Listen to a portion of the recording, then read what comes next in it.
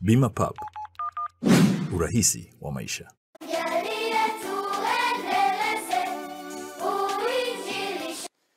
Kwanza, napenda kwa niaba ya serikali kutoa pole kwa Padre Dr. Charles Kitima, Katibu Mkuu wa Baraza la Maaskofu Tanzania TEC.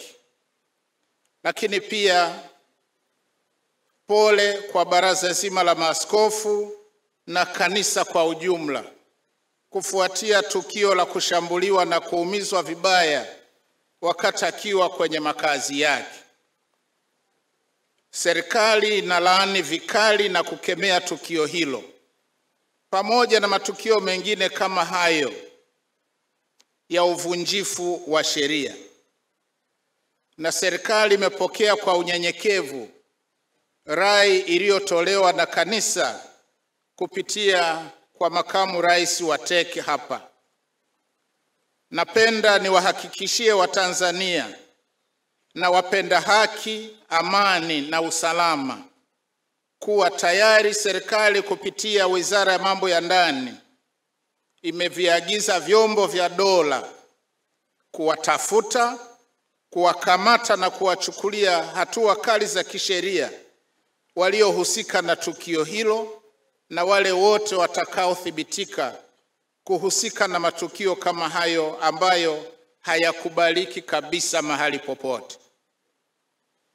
Nawaomba sana wahashamu maaskofu, waklero na wote walioumizwa na tukio hili baya kujikabidhi kwa Mungu pale tunapoumizwa na udhalimu, kama tunavyosoma katika waraka wa kwanza wa Petro sura ile ya 2 aya ya 19 ambayo inasema, maana huu ndio wema hasa, mtu akivumilia huzuni kwa kumkumbuka Mungu pale ateswapo isivyo haki.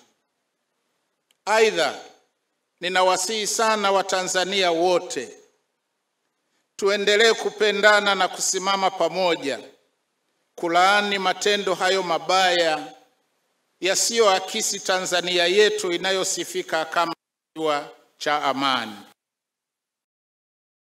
Mimi naitwa Juma, mmiliki wa magari ya usafirishaji wa mizigo na abiria. Natumia Bima Pub kwa sababu inaruhusu kuweka TIN namba yangu wakati wa kununua bima.